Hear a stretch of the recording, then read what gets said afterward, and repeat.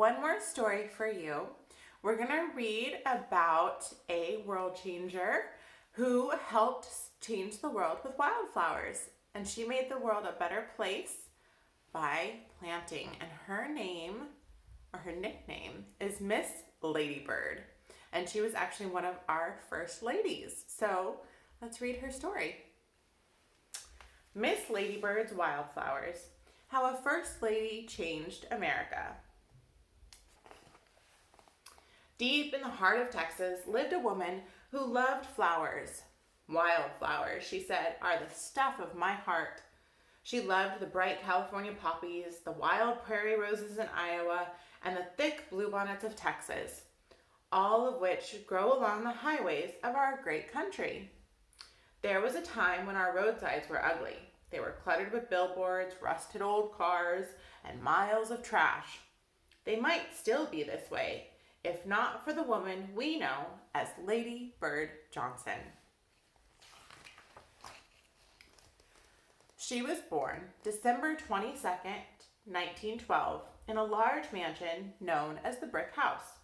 Her mama and daddy, Minnie and TJ, named her Claudia Alta Taylor. But one day, her nanny held her up and declared, "She's as purty as a ladybird." And from then on, folks called her Ladybird, the name of the colorful and lively beetle that grew in those parts. The Brick House was an enchanted but lonely place for a little girl. It stood by itself outside the village of Karnak, surrounded by the thick pine forest of East Texas. In the garden stood a tall magnolia tree whose enormous leaves and huge creamy blossoms bloomed each spring.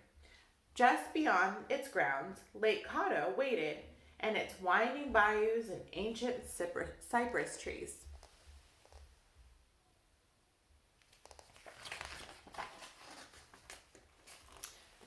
Three months before Ladybird's 6th birthday, tragedy struck. Minnie tripped at the top of the grand stairway and fell. She became seriously ill and died from blood poisoning.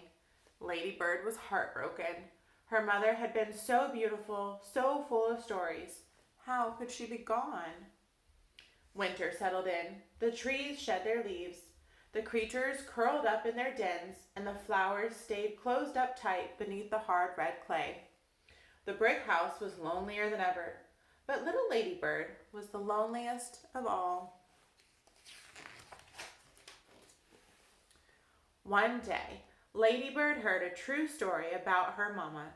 A neighbor told Ladybird about an afternoon when she saw Minnie, dressed in white, running down the driveway barefooted to meet TJ. Minnie carried a bouquet of bluebonnets in her hand. When Ladybird heard this story, the scene seemed so clear to her that when she closed her eyes, she could see her mama holding that bouquet of bluebonnets, her flowing white skirts brushing the tops of her bare feet. The vision soothed Ladybird, and every time she saw a bluebonnet, it filled her with a sense of being loved.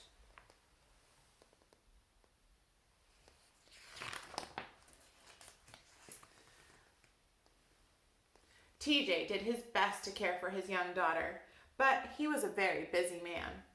He was the richest landholder in Harrison County, and he owned a general store where he claimed to be a dealer in everything. On nights when he had to work late, TJ took Ladybird with him. When she got sleepy, he put her to bed on a cot in the upstairs room next to the coffins. Ladybird didn't realize what they were, and her father didn't tell her. But he knew that this was no way to raise a little girl. That's when he sent for Ladybird's Aunt Effie.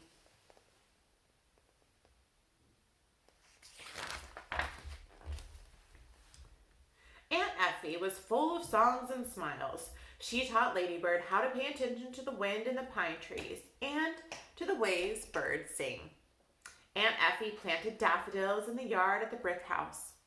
When the first one bloomed each spring, Ladybird held a ceremony for it. She would chant, "Oh, you are so beautiful. You are the most beautiful flower in the whole world. You shall be the princess." It was as if Aunt Effie's flowers became companions and helped take some of Ladybird's loneliness away.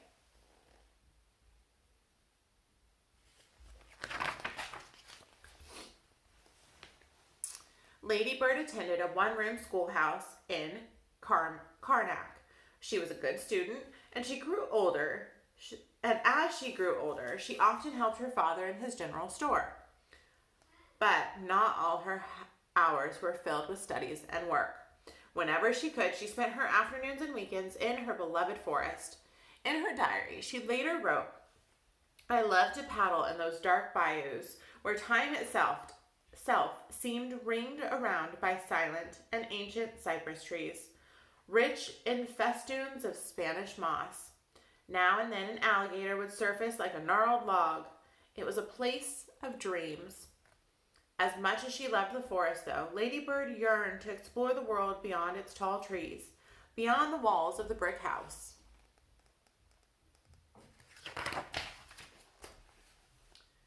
In 1930, it was unusual for a woman to attend college, but when Lady Bird was 18, she waved goodbye to TJ and Aunt Effie and moved to Austin, where she became a student at the University of Texas. Lady Bird immediately fell in love with the rocky slopes, the brushy trees, and the wide open skies of the hill country. And best of all, fields and fields of bluebonnets. So much was different, but the bluebonnets were the same. The city and its surrounding hills gave her a sense of freedom that she had never felt in the pine forests of home.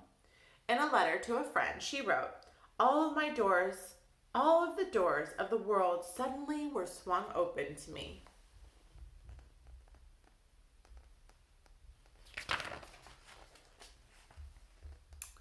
It was a heady time for young women from East Texas, and it became even more so the day she met a tall, handsome fellow named Lyndon Johnson. Lyndon courted Lady Bird with romantic letters that he sent almost every day. In one he wrote, "This morning I'm ambitious, proud, energetic, and very madly in love with you." Lady Bird was dazzled. On November 17th, 1934, the two were married in a small ceremony in San Antonio. For their honeymoon, they traveled to Mexico, where Lady Bird marveled at the exotic flowers and trees, unlike any she had seen before. She had never been happier.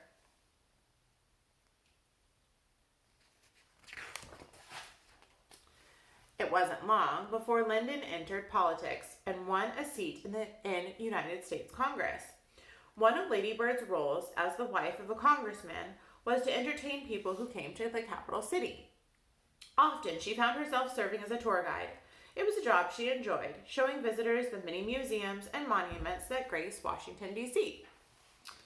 However, as she became familiar with the city, she noticed the dismal parks that were nothing more than concrete slabs, the dirty streets and the shabby lawns, the unkempt and weedy shores of the filthy Potomac and Anacostic rivers. Remembering how beautiful flowers and trees had helped her thrive, she worried about children growing up with only cement and asphalt beneath their feet.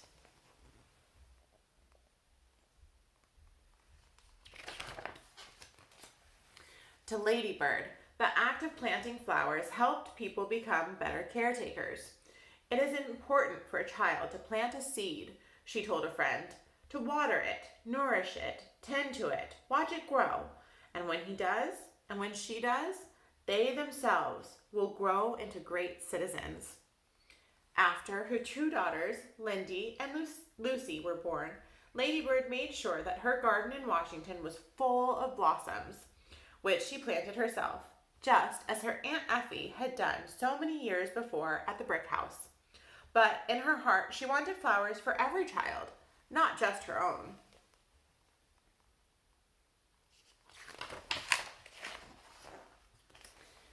In 1960, when John F. Kennedy was elected President of the United States, Lyndon was elected Vice President. 3 years later, on November 22nd, 1963, President Kennedy was assassinated in Dallas, Texas.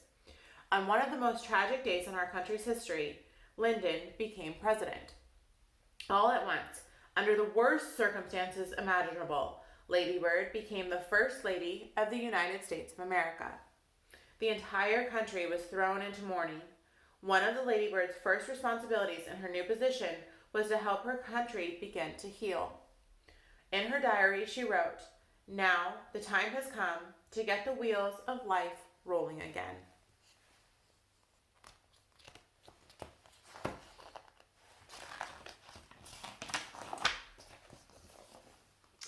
She knew from her own experience that beauty would help the country recover. Thanks to her boundless energy and with the urging of the president, the Highway Beautification Act was passed by Congress. Because of that law, the landscapes along the interstate highways of our great land were cleared of signs and rusted cars. The roadsides were blanketed in native wildflowers. In the capital itself, more cherry trees were planted, trees that fill the city with blossoms every spring. Best of all, 1 million daffodils were planted along the Potomac River, just like the ones that Ladybird dubbed Princess when she was a little girl.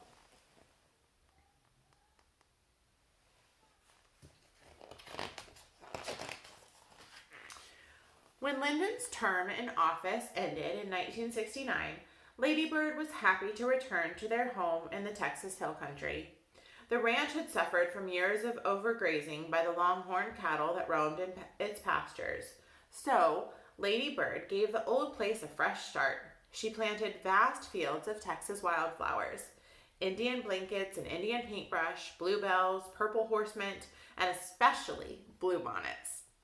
The ranch blossomed with color and vitality. She and Lyndon shared many happy moments driving along with their dog Yuki, gazing in wonder at the beautiful hillsides. But these moments were too quickly dashed. Only a few years after their return from Washington, in 1973, Lyndon's heart gave out. Ladybird found herself mourning. Winter set in, and once again, her house felt very empty.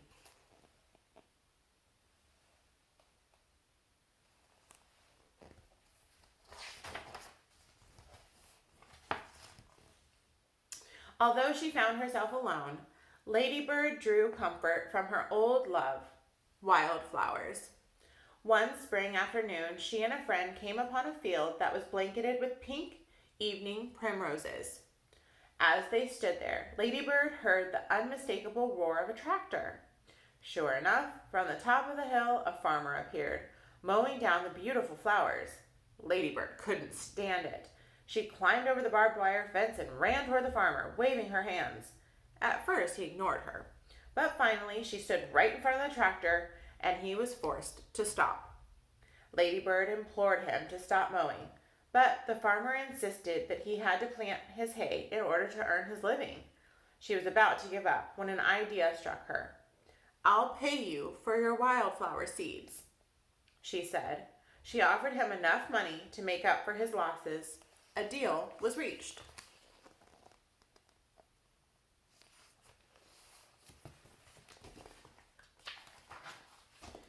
When she turned 70, Ladybird established the National Wildflower Research Center. There, scientists study the uses and effects of wildflowers. They also collect and preserve seeds of those flowers on the brink of extinction. When asked why she helped found the center, Ladybird told reporters that it was her way of paying rent for the space I have taken up in this highly interesting world.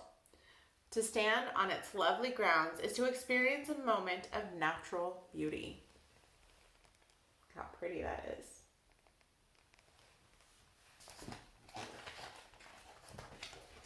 Now, whenever you travel through the countryside and you see a field of wildflowers, be sure to wave to them as you drive by. Learn their names: the Lady Slippers, Black-Eyed Susans, Larkspurs, Wine Cups, Blazing Stars, Granny's Nightcap. As you pass by, call out, "Thank you, Miss Ladybird." And remember that it hasn't always been this way. These flowers are ours to keep. They're ours to tend. They're the stuff of our hearts.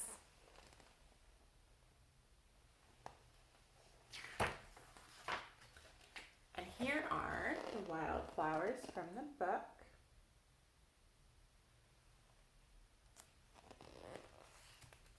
Did you like the story? And so just like Miss Ladybird, our seed bombs will spread wildflowers and make our countrysides more beautiful as well. I will see you soon, girls.